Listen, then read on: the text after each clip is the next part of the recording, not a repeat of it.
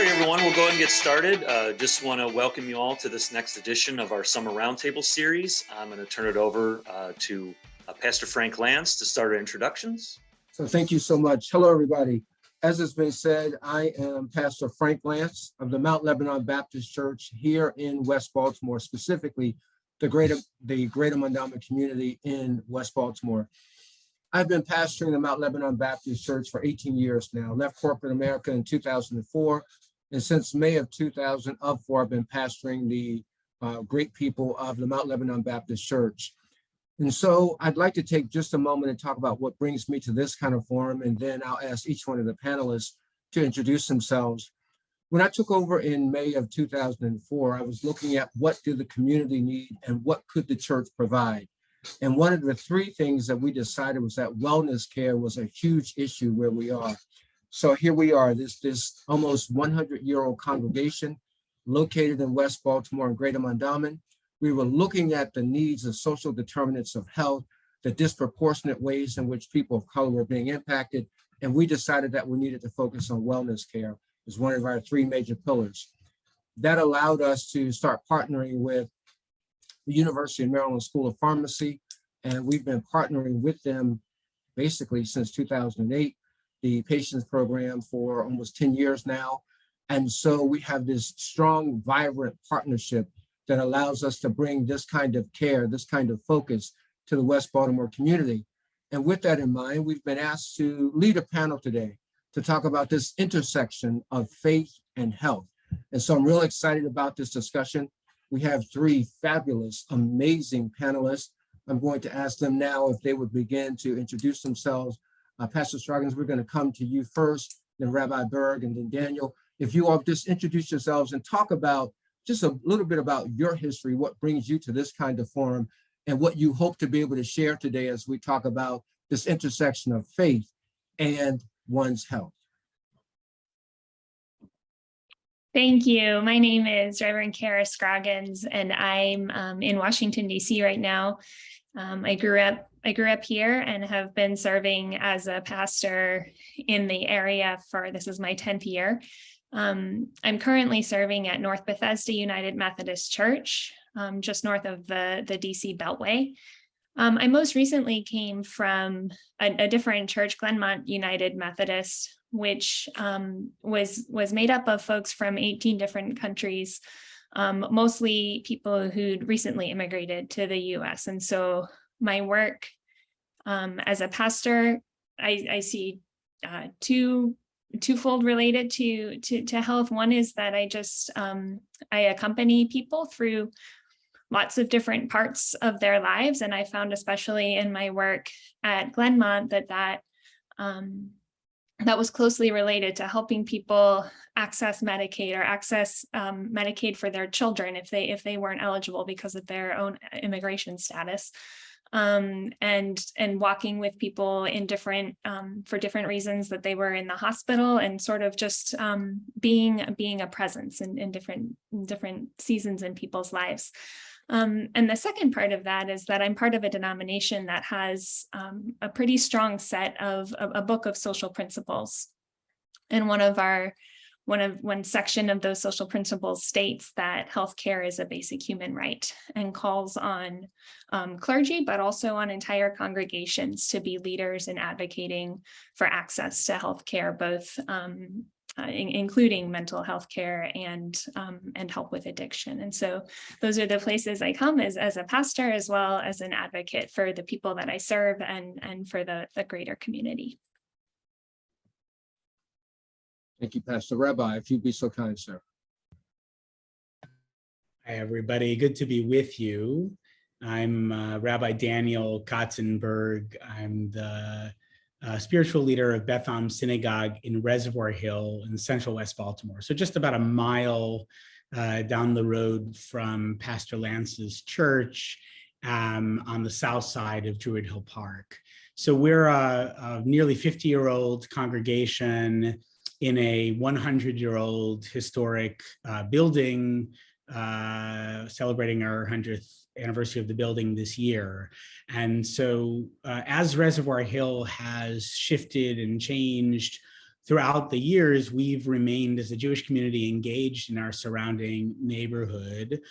In fact, in 2013, we formed a separate but sister 501c3 called In For Of, aspiring to be ever more an effective anchor in our neighborhood here in Central West Baltimore. And so we're in the, I think, enviable position of being a majority white historic Jewish congregation in a majority Black neighborhood with a great range of everything from faith background to age diversity, socioeconomic diversity, and so on and so forth.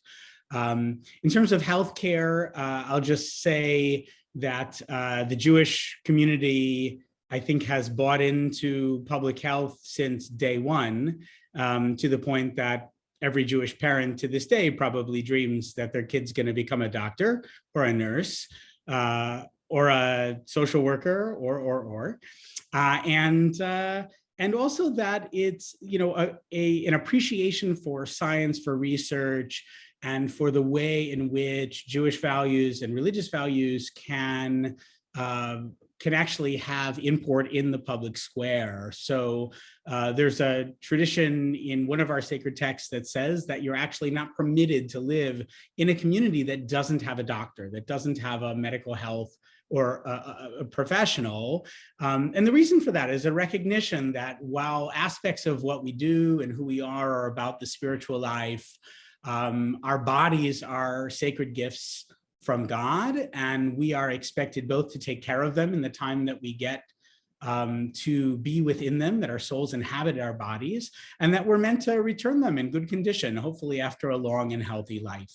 And so looking to medicine to bring about the best outcomes for human thriving is central as a Jewish value.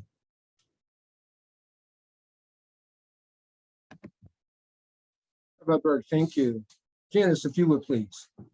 Hi, my name is Janice Tuffy, and I'm identify as a Hajja, which means I've done my Hajj and in Mecca, and I live in Seattle, but I'm very active nationally. Actually, I realized after our call that I've been on the BAM, which is a Baltimore area Muslims group, for years, and have actually met friends through there that kind of, we've become friends on our own outside, and I have friends that have moved to Baltimore. So I watch that community. But within the Islamic community, I initiated the Muslim community going to Olympia, our state capital, and advocating for affordable housing, for accessible food, and for actually, you know, pre-Affordable Care Act and that later, but better care, you know, for individuals, for the federal qualified health centers and more.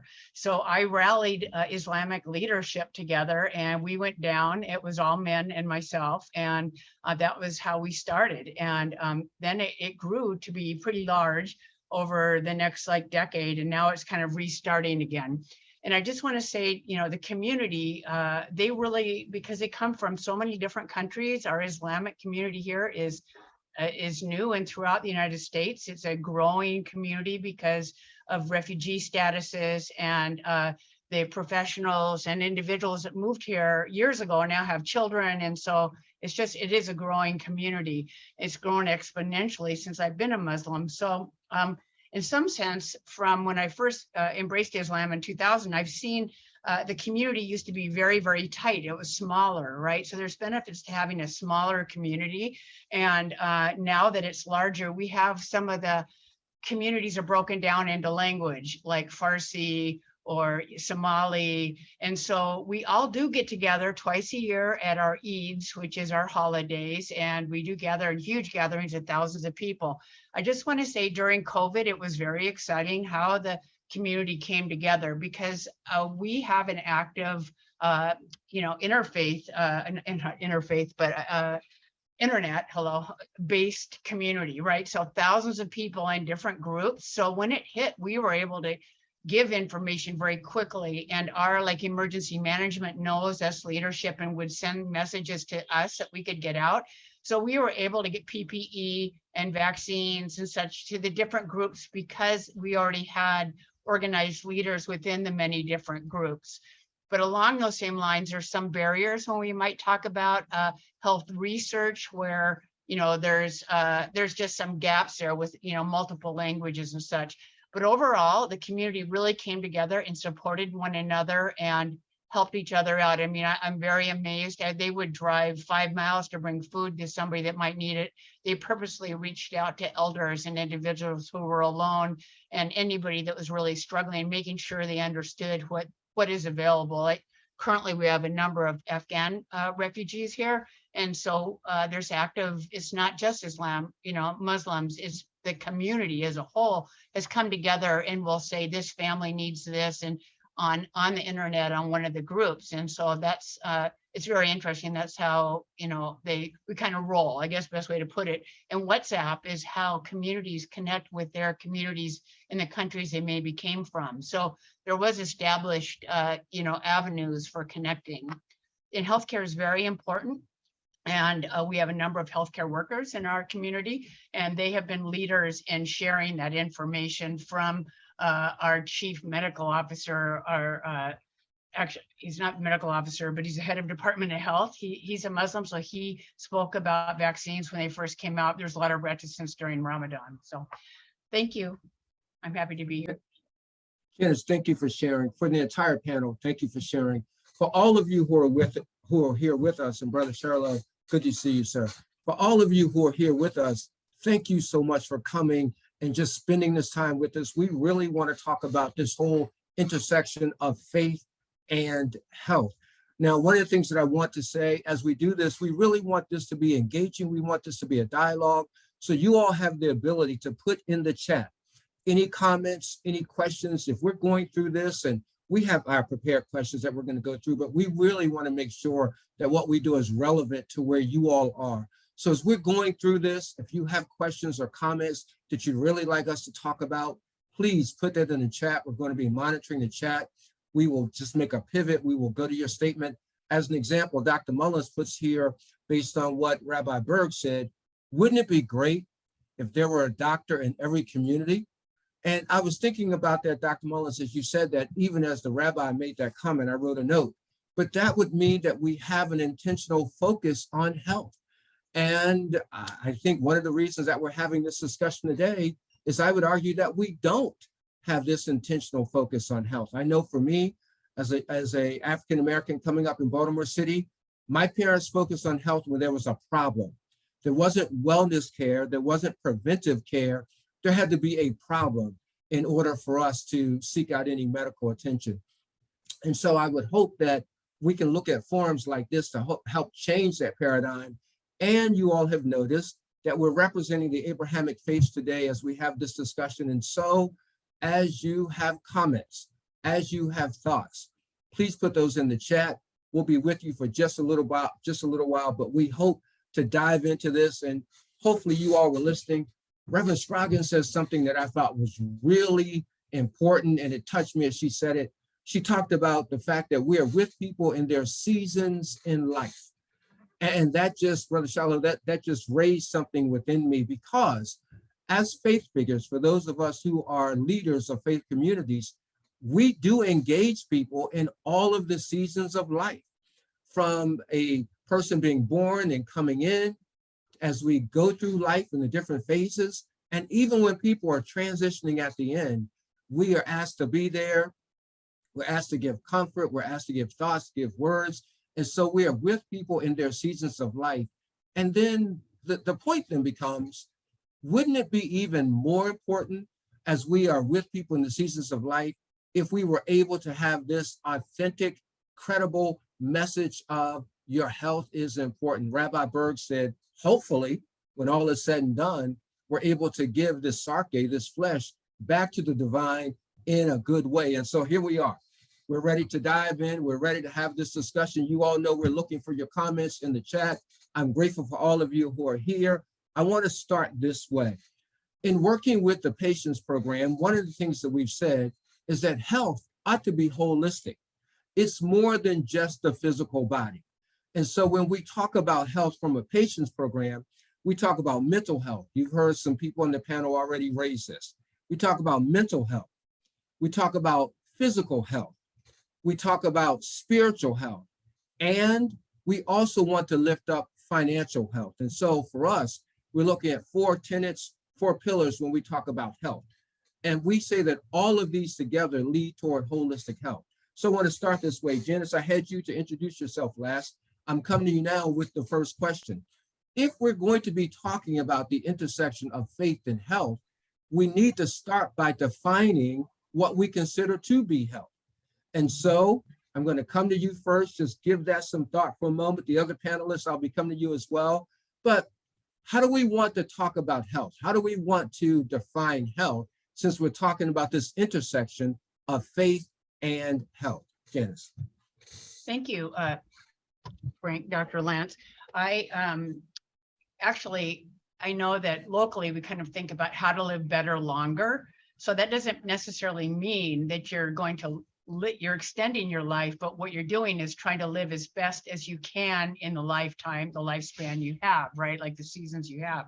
And so our community is, I've seen, quite a change in it where we're very involved with community gardens or something called Tilt. And what they've done in one particular situation is the elder East Africans didn't feel like they were getting enough exercise, and truthful, where they lived, they weren't able to, right? There wasn't sidewalks in some of the areas.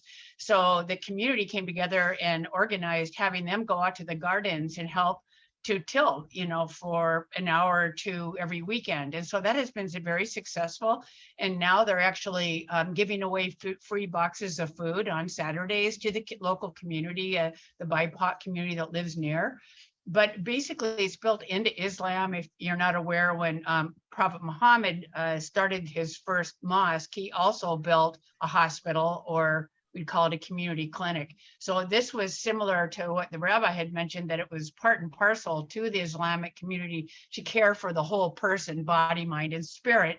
And as well as financial, they did have a financial system set up where zakat, where you have to give back to people. And the Islamic zakat is very interesting, actually, where we have to give a certain percentage of the money that we made back to the Muslims communities, but you usually send it also overseas, like a third maybe to your family that might be struggling, a third to the community, and a third to a country where your dollar can really be stretched. So we do look at it that way. And recently, in the last couple of years, sorry, I live near the hospitals. In the last couple of years, I've seen where they've done active outreach for mental health, which is really exciting. And for different, for fathers of children, for mothers of children, for, marriage. And this is fairly new. We don't have a lot of Muslim practitioners in mental health here, but just bringing some of the refugees, to be honest, that are fairly new here have never dealt with our system and what their children are facing here, right? So, the situations of despair, it could be drugs, it could be, spending too much money, not going to school. They really didn't deal with in their home country or where they came from, and were, from the war-torn country. So there's a lot of education along with listening to be able to find out what that community's, what they need, and then how to address on it through an Islamic perspective in our communities today. Thank you. Thank you so much for sharing. Pastor Scroggins, I'm going to be coming to you. I want to touch upon just before you come, I want to touch upon what Dr. Mullins put into the chat. He put the World Health Organization Constitution definition of health. And I want to make sure that I raise that for everyone who's here. So Dr. Mullins put this in the chat. World Health Organization Constitution states that health is a state of complete physical, mental, and social well-being, and not merely the absence of disease or infirmity. And I think that that is a critical definition and a critical distinction. So it's not simply the absence of disease or infirmity, but also it is a state of complete physical, mental, and social well-being. And one of the things about this definition that I really appreciate is that we are focusing on mental health as well. Far too often, we look just at the body. Far too often, we look just at socioeconomic kinds of tenets and attributes, and we forsake mental health. And I'm glad that this definition does not forsake mental health, but also makes clear it's not simply the absence of disease or infirmity, but it's also the incorporation of a complete state of one's physical, mental, and social well-being. Pastor Scroggins, so if you'd be so kind, health, how would you define health, holistic health? It seems as though my church tradition's definition has borrowed from the WHO, and it defines it as a condition of mental, physical, and spiritual well-being. Something that is a cornerstone for me in thinking about this is a sentence from Jesus, who said, "I came that you might have life and have it abundantly." And so for me, health and abundant life are the same. That there's abundant life, and there's also another word that's important for me when thinking about health is freedom. The freedom to live into that abundant life, that your body or your mind or that you're not being held back. And so accessing healthcare and living into that abundant life are priorities. Pastor Scroggins, thank you so much for that. That was very helpful. I loved it. And so you referenced that John chapter 10, verse 10 text, in which in our tradition, the Christian tradition, Jesus is speaking, the Johannine community writes this, and Jesus says, "The thief comes only but to kill, to steal, and to destroy. But I've come that you might have life and have it in all of its abundance." You cannot have, and this is what I love about what you said, you cannot have life in all of its abundance unless you have a sense of health and the ability to be in health. And I think that's critical. So if we believe that the Christ is saying to us that one of the purposes of his coming was this ability to be in abundance, then we also have to understand that we then have the ability and the right to have life in that abundance, which means good health. Thank you, Pastor, for sharing that. Rabbi, I'm coming to you for a moment, and I want to talk to you. So, Rabbi, as you were giving your introduction, you were talking about where Bethlehem is located. So you and I know both, we know well, but we have people all across the country. And so in Baltimore City, we have one of the largest public parks in all of the country. We have what we call Druid Hill Park. Druid Hill Park is over 775 acres. Rabbi Shul is just to the south of it. My church is just to the west of it. And again, we're about a mile difference, a little bit more than a Sabbath day's journey between the shul and the church. But I want to focus on this idea of Druid Hill Park. Rabbi, with things like COVID that had people locked in, and we're talking about mental health and stress relief, how important, Rabbi, is something like Druid Hill Park, the ability to get out, the ability to be in green space, the ability to be in open space, 775 rolling acres that your shul can get to easily, my church can get to easily. How important, Rabbi, do you think something like this green space, this stress reliever is for the overall health of our communities in times such as these? No doubt, very important. First of all, it's hard to say in front of the CEO of Parks and People Foundation that I'm not in favor of people in parks. So definitely underscore your comment, Dr. Lance, and the important. I guess I'll answer by way of illustration. I actually want to tell a personal story, and that is, as Frank knows, Bethlehem had the great privilege of worshiping for 9 months at Mount Lebanon Baptist Church. That's actually how Pastor Lance and I really got to know each other. We had some contact before, but we did a renovation of our building, and while the construction was happening, we needed to be out of the building. And so we were sort of casting about for a location that we could worship. Happily, Mount Lebanon wasn't using their buildings as much on Saturdays as they were on Sundays. And in a really lovely alignment of faith traditions, we were able to rent space, both in terms of supporting Pastor Lance's community, but also very much in terms of supporting our spiritual journey as a Jewish community. And the reason I share that story is that I don't typically drive on Shabbat. I live across the street from my synagogue, and it's pretty easy for me to just roll out of bed and go across the street to shul. But for the 9 months that we were worshiping at Mount Lebanon Baptist, that wasn't an option. I had to walk a mile to synagogue, and that included in cold weather, and that included as it warmed up into the summer. We were there starting in January.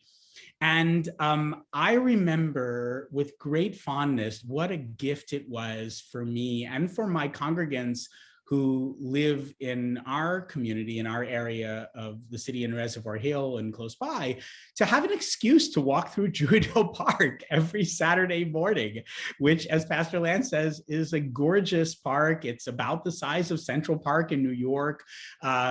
It's really special. And while I spend a lot of time in the park, I didn't have that kind of habitual need to walk the park every single week as if it were part of my fixed liturgy. But on Saturday mornings for 9 months, I did exactly that. I had to get up a little earlier. I had to begin my walk.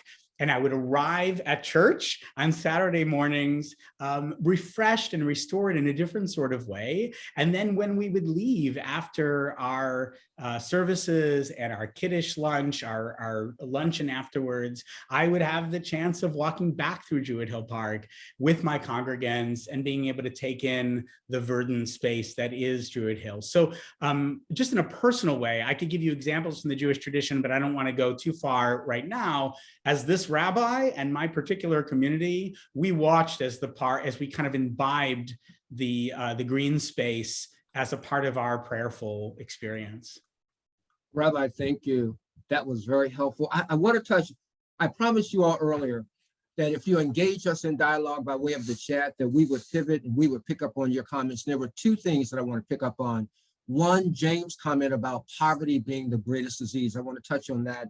And also Daryl's comment about faith leaders and encouraging them to promote health and disease prevention. We want to talk about both. So I want to deal first. And so for all of my panel, I'm going to be coming to you in a moment. Let me set up the question.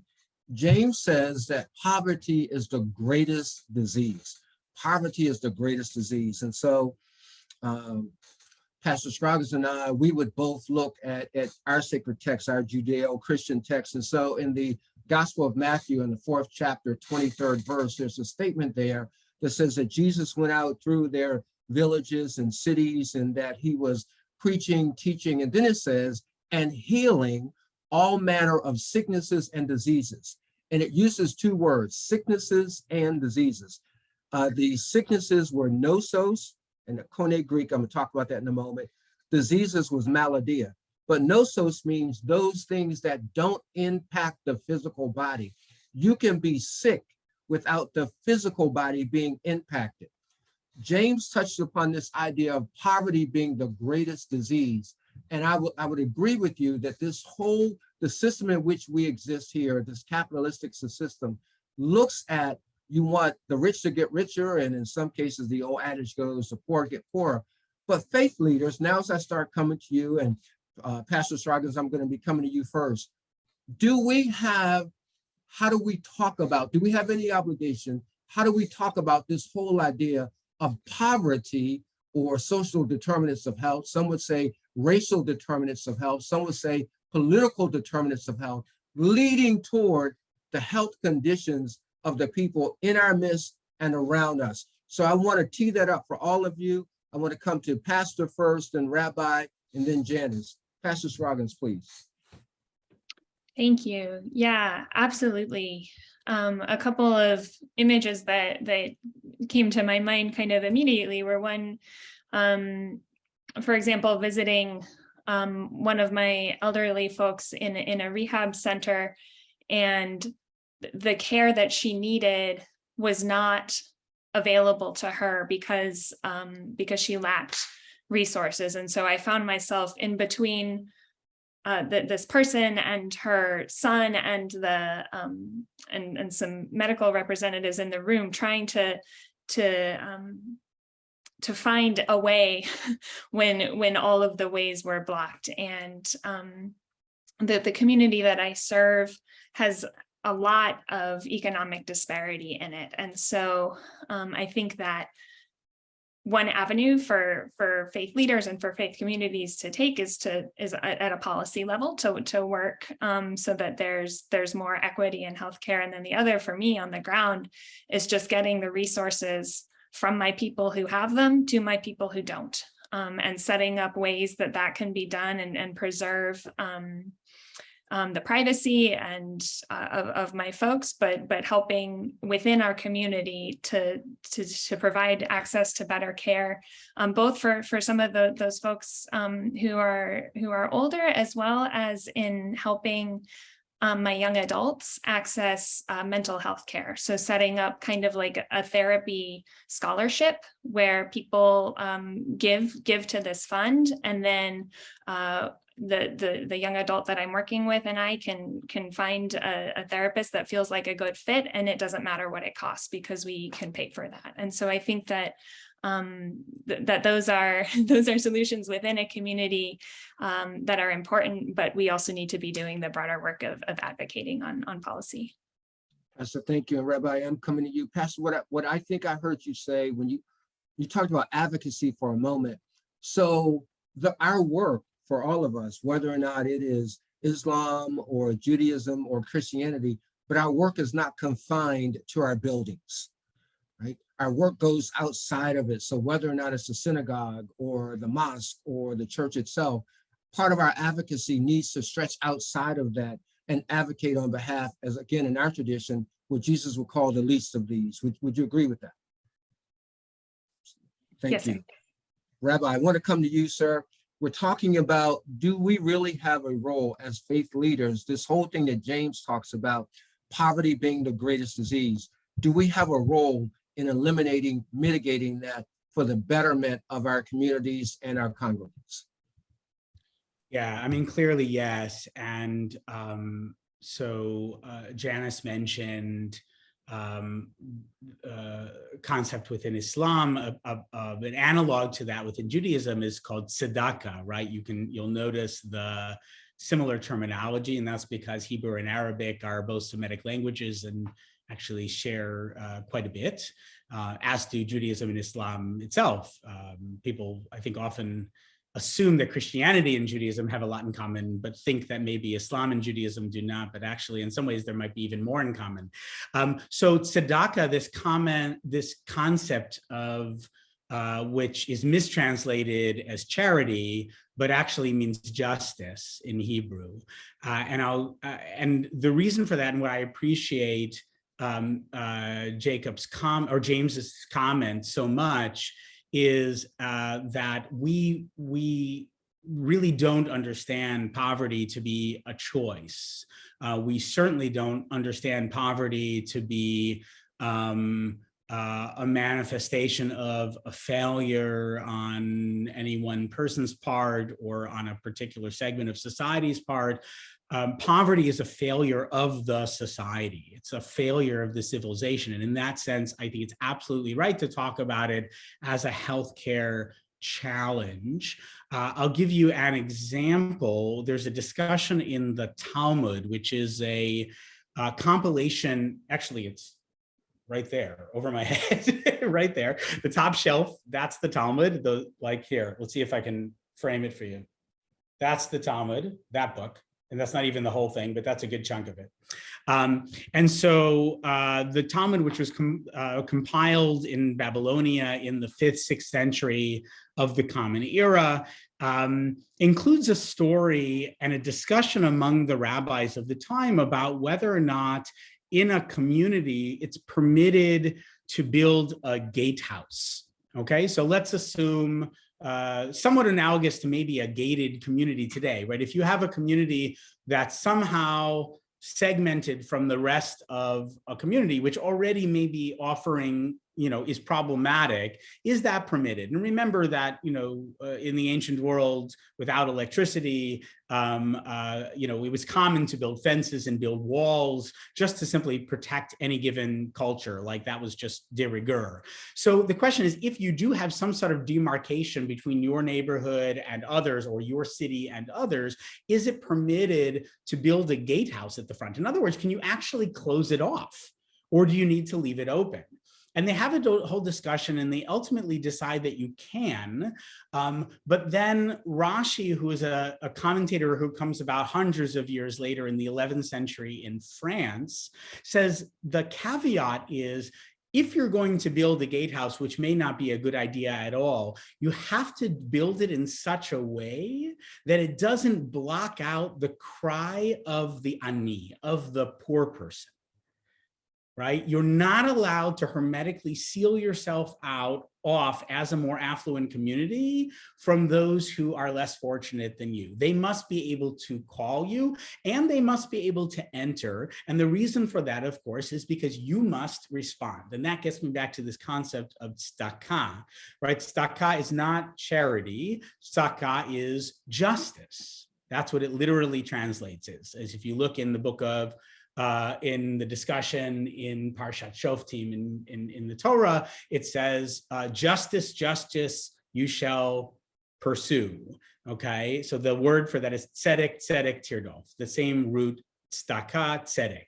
So the idea is that if somebody can't feed their family, if somebody doesn't have a roof over their heads, if somebody is food insecure, if somebody is struggling for basic healthcare access, that's not that person's fault. It's the responsibility of society to respond, and it's the responsibility of society to mitigate any circumstances and allow that person to have agency in terms of asking for their own needs.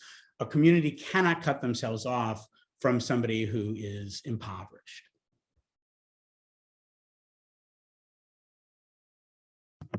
Rabbi, thank you. The whole idea that the divine wants us to focus on justice and righteousness, I think that that's critically important, Rabbi. Thank you for lifting that up. And so I promised you all earlier that we would take a look at what you have in the chat. So James, I know we didn't do it as much justice as you would like based on what you put out there, but we really tried to talk about this whole idea of poverty being the greatest disease. Daryl, I want to talk about your comment. You asked, how would we engage faith leaders and encourage them to promote health and disease prevention among their members and communities at large? And so as we were preparing for this panel discussion, we were talking about the fact that faith leaders can be and often are credible messengers, authentic messengers of anything that needs to be discussed. And one of the things that we were talking about is, where is the authenticity in this whole idea of this health discussion? So sometimes it can just be modeled in front of our congregations. And so personally, as an example, some number of years ago, I was 280 pounds. Today, I'm 206 pounds. And the congregation saw this change in me as I started focusing on my health. And I need to be honest, what precipitated that for me, what started that for me, was a doctor simply saying that I owed it to my son to be as healthy as possible, to give the two of us the best chance of a healthy life together. And so before, I was 280 pounds and I was good, and I was doing this intellectual banter with my doctor that my vitals were good, didn't need to do it. But modeling that in front of my congregation, I think led others to start focusing on their health. And as Pastor Scroggins has said, as Rabbi just said, we have this is a form of justice. This is a form of righteousness. We owe it to ourselves to be as healthy as possible. And so the second part of your question was, are there tools? Dr. Mullins put something in the chat. Janice put something in the chat about Pecori and how to engage communities of faith in this whole walk. So I would definitely suggest that you take a look at that. Everybody take a look at those links. But this is what we wanted. We wanted you all engaging us in this discussion. Brother Charlo says, what are the main challenges for religious organizations when engaging patients, and how do you overcome them? Wow. So I do want panel to get ready. We're going to deal with this for a moment. These main challenges for religious organizations when engaging patients. So let me go to my panelists first. I'm going to go to Janice first, since I did not ask you, Janice, to address the last question. I'll go to you first. And so Pastor and Rabbi, that gives you some time to start thinking about it. But Rochella, we do face challenges. There are legal challenges. There are things that we can do legally, things that we can't do. There are theological issues that we need to deal with. And the fact of the matter is, in a number of cases, there are personalities with which we're dealing. And so there are challenges. I'm not sure about how to overcome them. I'm 18 years in, I'm still struggling. But that's why we have this great panel, because we're about to hear from others who have much better ideas than do I. So Janice, I'm coming to you first. What are the main challenges for religious organizations when engaging patients, and how do you overcome them? Well, in truth, I thank you for calling on me. And I just want to say, I'm going to touch on the poverty. In Islam, it's considered both a societal and an ideological evil. And so poverty is really one of the main challenges we have in healthcare, receiving, offering services. In Baltimore, you do have, as well as we have here, we provide services at the mosque or with a van that goes out to communities, and we serve everybody. It's not just for the Islamic community. Probably one of the largest challenges is encouraging preventative health. Why, right? Why is preventative health so important? People understood public health, during COVID, they kind of embraced that, surprisingly, because there is some, fears around vaccinations and whatever, that they're not halal in our community, and there's still myths around other aspects of it. But really, some of the largest barriers, besides individuals making sure that we could have somebody accompany them to their appointment, and the importance of the preventative care. And once they know they have something, the importance of follow-up. So also that they know that they have the availability for texting and for phone, telehealth during COVID and beyond. But probably the biggest challenge of all is we have so many languages in our community, is that when somebody's in a hospital or even trying to just receive care, that they don't have an interpreter. And everybody says, oh, we have Google, it is law to provide services, but the reality is it doesn't happen. I'll give you one quick example. I was with a friend, and a gal had just married another friend of mine, and she was in the hospital pregnant and very ill, and she didn't speak English at all. And so she just come from Morocco. So my other friend spoke a little bit of Arabic, but we both were, Muslims that embraced Islam. And it turned out that she needed an injection to be able to ensure the baby could be viable, because their blood didn't match. This is a commonly known here, but the mother didn't know it, and we could not get an interpreter via Google, via anything.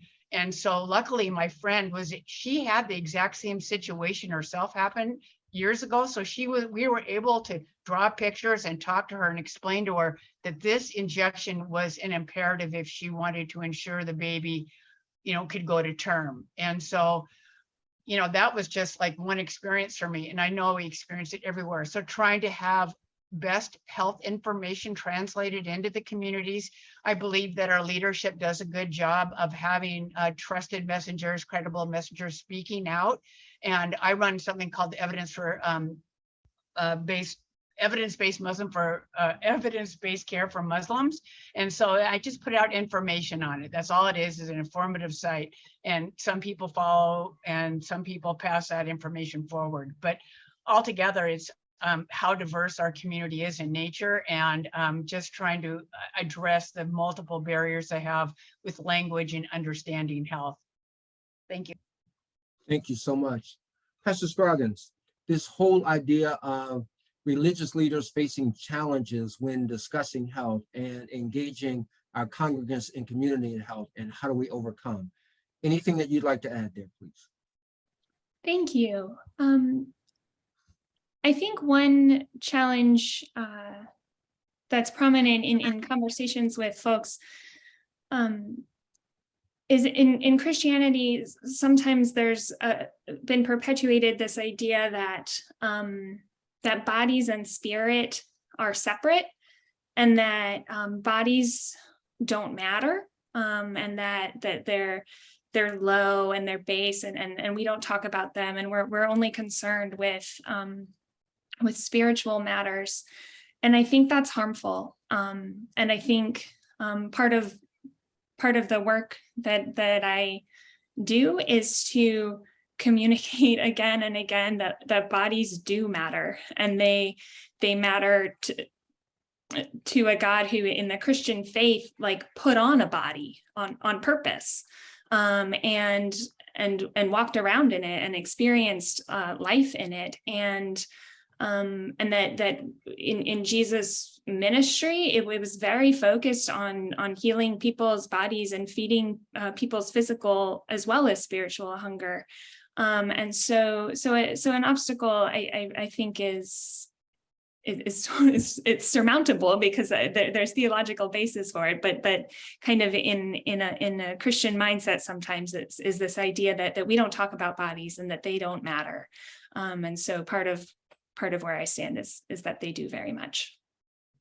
Absolutely, and I'm glad you said that again. And as we were preparing for this the other day, for those of you who are with us, one of the comments came about that in a number of ways, this is like Maslow's hierarchy of needs. We can't concentrate on the spiritual issues until the tissue issues are addressed. And so we need to feel safe. We need to feel warm. We need to be fed. And Pastor, I'm glad that you said that, because in so many ways, we're trying to get people to focus on eschatological issues or end time issues where people need a roof over their head or food on the table or clothes on their back. And so I'm really glad that you made paramount this idea that we have to address those kind of issues, and not just the spiritual ones, but also the sarke, the flesh. And so, Rabbi, I'm coming to you now. This whole idea of faith leaders facing challenges in talking about health and mental and medical issues, and how do we overcome them? Any thoughts that you might have on this, sir? I mean, we're terrible at eschatology, so that's an area that maybe we have a leg up, because we're not particularly dogmatic about anything, including what happens to us after we die. Yeah, look, I mean, I'm thinking about this in a lot of different ways, and at the risk of being a little controversial in the moment, though Frank knows me well enough to know that I like a little controversy. Look, I'll say one of the biggest challenges I'm finding right now is the intersection of politics and religion. So we have a sign out front of our synagogue that says reproductive rights are a Jewish value. And we put that up after Dobbs, and our community, at least, and this applies to significant majority of the Jewish community, and our understanding of reproductive rights and abortion access. We don't understand life to begin at conception. We understand it to begin at birth. And while we don't take decisions to abort a fetus lightly, we feel that is the place of individual pregnant people, women, to decide for themselves. And so one area that I find myself struggling, and even in Jewish law, there are times when actually we mandate abortion, right? For example, if the life of the mother is in jeopardy, you must choose the life of the mother because the fetus is not considered a full life in the same way that the mother is. I won't go into all the details of how we understand the legal source material in the Torah, but I'm happy to if folks have questions about that. So, one area I think that we're struggling a lot is the erosion of the Establishment Clause and the wall of separation between religion and state in this country.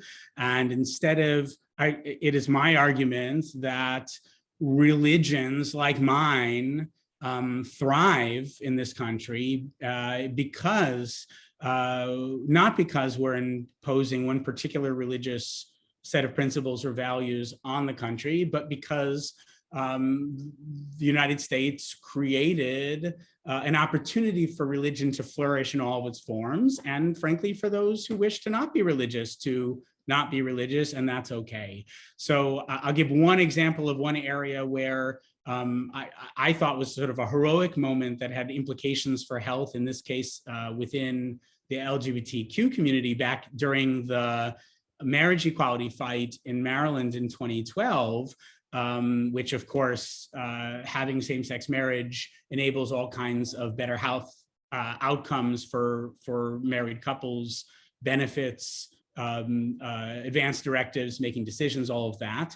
And I remember some pastors in Maryland who were on the side that I was, which was in favor of marriage equality, not because they necessarily wanted to do same-sex unions themselves. In fact, in some cases, they would not do them and even thought that it was wrong, but they spoke up in favor of the law changing to allow same-sex marriage because they felt strongly that that's not something that should be decided by the state. That should be individual pastors, imams, rabbis, religious leaders, and individuals to make those decisions. So that's an area that I find quite challenging right now, and really struggle with just how far is the Supreme Court and others going to go in this moment to suppress the rights of religious minorities like my own.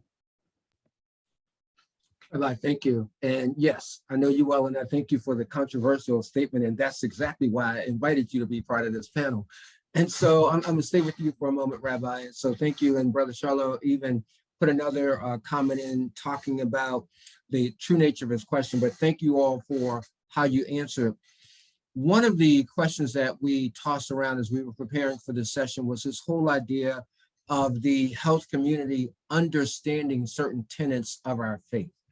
And so I want to talk about that for a moment, because again, we're talking about this intersection of faith and health. And again, we have the Abrahamic faiths. And so each panelist so far has referenced something in his or her tradition. And so I want to talk just for a moment about this idea of what it means for us when we are engaged in healthcare or in health research, and whether or not it matters that any of the health professionals understand our faith traditions. And so, Rabbi, I want to start with you for a moment. Just touch upon that, give that some thought. Is that important? Is that a non-issue? Because there are certain things that come out of our traditions, and as you said, not eschatological ones, right? So we're not talking about the end times, but even now, there's certain things that come out of our traditions. Is it important that healthcare professionals, health researchers understand those faith traditions as they deal with us? Yeah, I'll give one sort of more general comment and then maybe one specific example from my tradition. I think the most impactful, I was an anthropology major in college at the University of Wisconsin, and I think the most impactful class that I took was actually a medical anthropology course. And in that course, I really learned about the ways that public health concerns ought to be mindful of different cultural concerns, folkways and mores. And oftentimes healthcare providers will sort of code in particular ways and not necessarily be sensitive to the different ways that cultures and we forget sometimes that religions are embedded in cultures, right? That this is not just like the life of the mind, but the Jewish community in Borough Park is really quite different in some ways than the Jewish community, my Jewish community in Reservoir Hill. It doesn't mean that we can't, daven together, that we can't pray together. Of course we can. If I have to say Kaddish, the memorial prayer for my father, and there's 9 Hasidic Jews and me, we're good. But that doesn't mean that we would feel the same thing necessarily about the COVID vaccine or about public health in general or a number of other factors. So being sensitive to that, I think, is important. And the other sort of specific thing I want to name from my tradition is, for us, there's I would say, an intrinsic relationship between health, healing, and welcoming, and being, a hospitable community. And the classic example of this in the Jewish tradition comes from Genesis chapter 18, where Abraham is sitting, you'll recall, perhaps in the entrance of his tent, and it says that the Lord pays him a visit, right? And you notice right away that the Lord pays Abraham a visit in the form of these three angels who show up, right? So there's this weird toggling back and forth in the text between like, is it God? Is it these guys? Are the guys sort of God? Like, what's happening here? It's a little confusing. But Abraham responds, and actually he responds with hospitality. He sort of runs out to greet them and he welcomes them in. In fact, our tradition says that the tent of Abraham and Sarah was open on all four sides so that they could see guests coming from any direction and immediately run out to welcome them. But what sometimes gets lost in the story is, why are these individuals coming to visit Abraham in the first place? And if you back up a few verses to chapter 17, what you see is that Abraham has just done what? He's circumcised himself at 99 years old, which, folks, circumcision at 8 days old, not such a big deal. Circumcision at 99 years old, pretty big deal. Like, this is a major medical procedure, right? And they didn't have anesthesia in the same sort of way. And he does it to himself. So he circumcises his son Yishmael, and then he circumcises himself. And there he is sitting so at the same moment where in the Jewish tradition we learn about hospitality, we also learn about another Jewish value called Bikor Cholim, visiting the sick. And our rabbis understand that the reason God, through the actions of these angels, are coming to visit Abraham in the first place is to check in on him and see how his recovery is going. And so we have a beautiful melding of these two values of community and of healing and healthcare, merging in a way that reminds us that the best healthcare is done in the context of, in a communal context. So, you know, I don't know if doctors appreciate that about the Jewish tradition or not, but I think, like, I did a unit of CPE, of clinical pastoral education, and it was amazing. Like, I learned how to pray, because Jews are terrible about that spontaneous prayer. And I learned from my Christian colleagues, how do you actually like talk to God in front of somebody else? Deeply uncomfortable for us. But I did that, and I use it all the time as a pastor myself, as a rabbi. What I also felt a little strange about in that interfaith context is the ways in which there was a sort of Christian normativity baked into the clinical pastoral education training process, right? Ways that were not necessarily sensitive to my faith tradition, to the Islamic faith tradition, to Buddhist faith tradition, Hindus and others. So it's tricky, right? It's tricky, but those are some examples. Rabbi, those were great examples. And yes, as you said, circumcision 8 days of age, one thing. 99, whew, completely different thing, but thank you. Really appreciate that. Pastor Scroggins, I'm coming to you now. We're going to be talking about this whole idea of the importance of the healthcare professional understanding our faith traditions. And so Rabbi lifted up Genesis 18, and he was talking about the Lord coming and visiting Abraham. And one of the things that happens out of that is he was lifted up with this whole idea of hospitality. In the Koine Greek, or the common Greek, the word is xenophilia, or treating a stranger like that stranger is family. And pastors, I come to you, it makes me think about Matthew 25. I was hungry, you fed me. I was thirsty, you gave me drink. I was sick and you came to visit me. And so, Pastor, I'm tossing this to you with this whole idea of the importance, if at all, of healthcare professionals understanding our faith traditions when we are in need. Pastor Scroggins. Thank you. I hear that. Another thing I heard from the rabbi was talking about kind of Christian normativity in our culture in general and in hospitals in general. And I think that is right on. One particular thing that I've noticed, especially with my folks who've recently, I have a lot of folks who've recently come from nations in West Africa, and have children here who are young adults, and some of those children have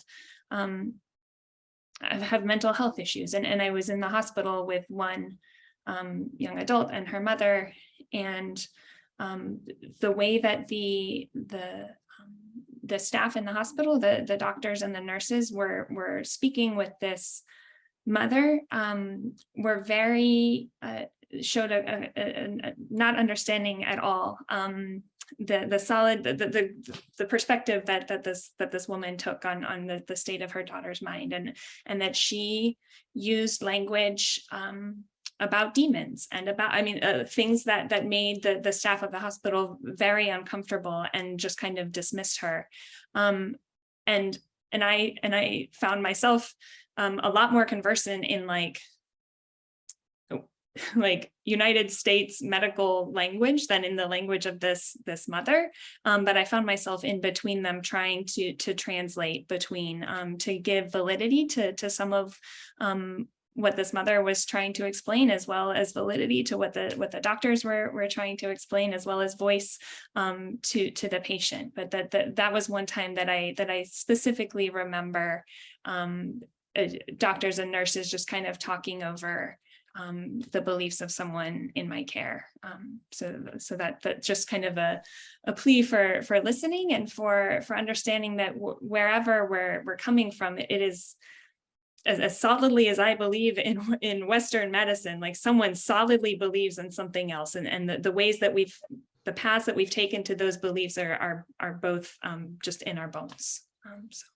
Thank you. I think that's really important. And so both you and Rabbi, and Janice, I'm coming to you in just a moment, both you and Rabbi are trying to make plain the fact that the healthcare professionals themselves are just people. And since they are people, there are biases with which we come, right? So there's this book by Augustus White called Seeing Patients, Unconscious Bias in Healthcare. And the point that Dr. White was trying to make is, no matter how we may try to strip away those biases, when patients are seen, we bring our own, and Rabbi was talking about this, our own culture, our own biases, our own thoughts. We bring all of that to the seeing and treating of the patients. And that's why I'm asking this question even about faith. And so what do we bring as it relates to faith and healthcare? Janice, I want to come to you on this question also. And then Janice, I have a follow-up I want to ask you about some of our religious traditions in healthcare. So Janice, if you would be so kind as to deal with this whole idea of the healthcare professional understanding of our faith traditions in our treatment, in them seeing us. Yeah, this is really important actually. And of course, like any of us that might receive, as we know, there's implicit and explicit biases. And I think when you perhaps add on, as the rabbi had mentioned, minority religions, and that really today being religious isn't minority. I think it's, more people are identifying as spiritual rather than religious. And, that's just another layer onto it. But actually in Islam, we have something called qadr, and it means fate, or, our destiny is set from like birth, right? What will happen. So it's decreed by God. Basically, what will happen is what we believe. But the healthcare professions help us nurture, our health along that journey, as well as we're required to care for ourselves and our children and our community. So I think that it was hard for me to understand the concept of qadr when I first became a Muslim, but I realized that it really brings a peace to yourself. People will say it's just because, it's all up to Allah. And I have friends that are they might not look like they're, they might on the outside might not appear to be fundamental Muslims, I don't know, like foundational Muslims, but the truth is their belief that it is up to Allah no matter what. Like one friend's brother had been in a very serious coma just blocks from where I live and was in a rehabilitative center that was actually employee owned. There was a number of Muslims in there, and the family, he lived in that state of non-communicative and, fighting illnesses and viruses, whatever, but it was all up to Allah, right? I mean, and so I found that was something that actually drew me to Islam, is because death is that it's just a matter of being, we are born and we will die. And you know, we can extend our lives by caring for ourselves and having professionals care for us. But basically, there is a set point, right? And so there's an acceptance for death that I saw in Islam that I had not seen before. And so that meant a lot to me because I lost my father to a brain tumor when I was very young, and he was very ill. He was a military officer to be a general, and he had medical discharge and lived for 6 years in a hospital bed in our home. That's foundational to me, understanding healthcare throughout my life, right? Having that experience, living with somebody dying as a child. So I don't know if that helps. And what else did you want to ask? Did I miss Well, something? so I'm going to pivot. Thank you. That was very helpful. I'm going to pivot. So Courtney, yes, your pastor, the Reverend Dr. Howard John Wesley, would have absolutely loved this discussion. As a matter of fact, I can see him saying now, can I push it? Can I push it? So he would have absolutely loved this discussion. But I want to take that point and tie it into this greater question that a number of people have been asking. And that is, how do we further this kind of discussion? How do we further this kind of dialogue? Like, how do we as religious leaders have this kind of exchange such that we build coalition, we build strength, and we're able to further this kind of movement and dialogue? And so everybody on the panel, I'm going to be coming to you about this. I think one of the things that has to happen is an openness to be willing to have the discussion. So what you heard Rabbi Berg say, what you heard Pastor Scroggins say, was we talked about this Christian normative. And so in a number of ways, Christianity ends up being the bully in the pulpit. How do we have these discussions where, and it's not just even the Abrahamic faith, but we really are having interfaith discussions where we engage? You have to be willing to be open and have those kinds of talks. Rabbi Berg talked about the fact of literally my church opened its building. So this Black Baptist congregation opened its building to a conservative Jewish congregation in order for them to have Shabbat and Kaddish every Saturday for almost 9 months, the beginning of the year to just before the high holy days in Judaism. It's something we're willing to do, it's something rabbis willing to do, I'm sure. But let me be honest, and then I'm coming to the panel, we're almost at the end. There are so many religious leaders that are not willing to have these discussions and be open and engage. And so it creates fiefdoms instead of coalitions. And so I want to do this. Rabbi, I'm coming to you. This will be the last question. Rabbi, you, how do we further this? How do we take what we've done here for an hour and move this further? And so what are the hindrances and what can we do to help? Rabbi, and then Pastor, and then Janice, you'll have the last word. Yeah, I appreciate that, Pastor Lance. And I think this is a great start, right? And I'm honored to be a part of this discussion. And thanks everybody for taking time out of your day to be a part of it as well. Some of it is we just have to be able to talk to one another, with one another, and not past one another.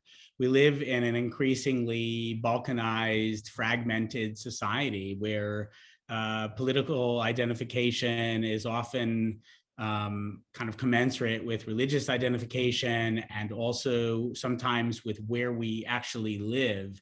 It's possible to, go through your life and almost never come in contact with anyone with whom you disagree or who comes from a different background, race, religion, walk of life.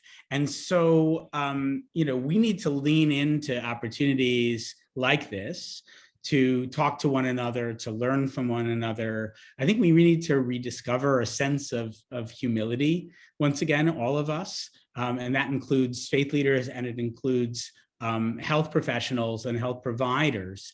I have a congregant who writes frequently about the doctor-patient relationship and how it's important for doctors and nurses to be more mindful of patient needs and a little less paternalistic in the way that they interact with their patients. So I guess I'll close by offering an image and one that I find powerful in the work that we do in our community here in Reservoir Hill. There are many Hebrew names for God, but one of the names that we use is Shekhinah. So Shekhinah is the feminine aspect of God, sometimes understood as the indwelling, right? It's the presence of God that we can experience in the physical world in some way. And etymologically, the word Shekhinah is related to the word shchuna, which means neighborhood, right? So what would it be like if our very neighborhoods, if our very communities actually were manifestations of the divine, however we understand God, right? Some of us think of God in this way, and some of us think of God in that way, and some of us think of God maybe a little more frequently than others. But what would it be like if the person that we meet on the street, if the person we see when we're outside watering our lawn or driving off in our car, is for us a reflection of God in the world, as it says in Genesis, created in the image of God? How would our neighborhoods and our communities be transformed?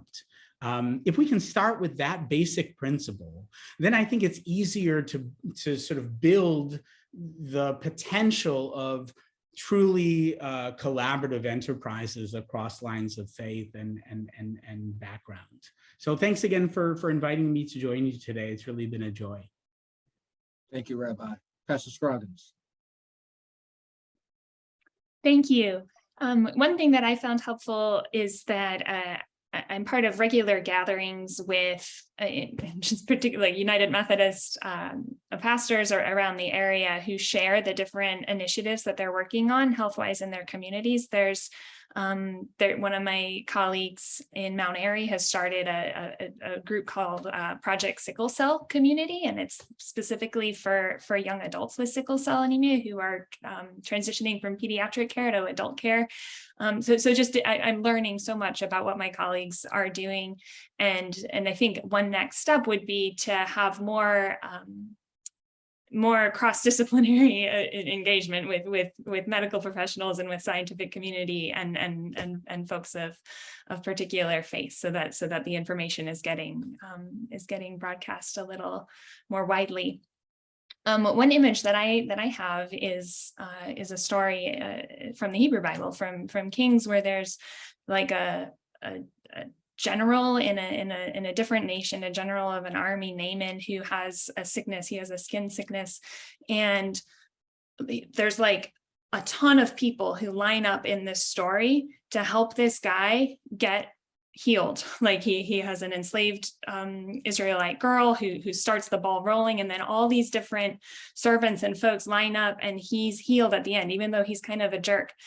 He gets what he needs. And my question is, like, if it had been the enslaved Hebrew girl who had the sickness, that kind of like chain reaction of folks lining up to get her what she needed wouldn't have happened in that ancient story and in our own story. And so I don't think that's prescriptive, right? I don't think that is God's vision, that we live in a place where the Naamans are always going to get what they need. And part of my calling, and part of I think of a vision, is that we can be the people in the middle lining up to get anybody the access to the care that they need. And so that's why I do what I do. I absolutely love it. Thank you. Janice. Yes, I've actually been very active with Interfaith, and I was the president of the Interfaith Network of Washington, and I currently serve on Seattle University, which is a Jesuit school, their Ecumenical Interreligious Engagement Council, and we actually put forward, it's very diverse. We have Druze and other people on there, or I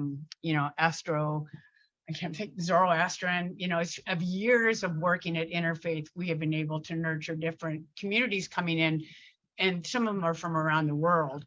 And also, I started a project, this is like crazy, it hasn't gone off unless I talk. Anyway, they're waiting, sorry. Many years ago, I recognized the need for like hats and scarves for individuals experiencing homelessness, and I had experienced homelessness myself, and so it was dear to my heart. And I remember when I saw all these people knitting and crocheting on the bus, and I thought, I can start a project. I'm going to call it Warm for Winter. I went to the Seattle Public Library I was waiting eye surgery. I had lost a lot of vision at that point in time, and somebody helped me with my first flyer. It was called Warm for Winter, 1,000 hats and scarves. And I remember, anyway, what happened was the Interfaith Council came to me and said, we would like to partner with you on this, right? So when I was trying to advertise, it was all just out of goodwill, right? Sadaqah, or Sadaq, as we mentioned, which means giving charity. And I took it to knitting stores, and they said, we can't post this unless you're a 501c3. I'm not getting paid. It was all goodwill. And it really broke my heart. And then I came home and I remember thinking, what would Jesus say? And telling that to people, they just could not believe that I would say that. But in Islam, Jesus is, Isa is very important to us. And Mary, his mother, is one of the most important women in Islam. So basically what happened was I ended up getting a 501c3. I was invited to participate in a Thanksgiving service. And I had 400 scarves or 600 scarves that morning. I was very disappointed. I didn't think I have 1,000. 800 showed up at that service. And from that, it started a cascading event where at the Black African, the Fame Church, and all these different synagogues, we had interfaith services around this Warm for Winter project, where we had 52 interfaith services, and we've given over 53,000 handmade hats and scarves. So and I started that on my own, and it had no intention, but somebody asked me if I wanted to bring it to this service, and it went so well. I remember, this rabbi saying, he and I both made a scarf for our first time. I'm a better organizer. And he walked in and he didn't throw it, but he put his scarf in the basket with the needles. And they were nice needles. I said, don't you want the needles? He goes, no, that was my one time, right? I'm not going to make another scarf. But it gave an opportunity for the people that learned to teach the children. And we discussed interfaith, right, at these gatherings. So I just want to say that you can be creative, and you can do that. Didn't take money, right? And people donated to it, and it was a beautiful project. I still have it on my website. I do it differently now. I'm not doing the services any longer, but it's at janicetuffy.com. I'll finish off with somebody from Washington, D.C., a bishop called me at one point in time, and he wanted to know, because I've been peripherally involved with the faith-based initiative out of the White House. And so he wanted to know how I'd been successful at interfaith. And I said, you don't start with one religion.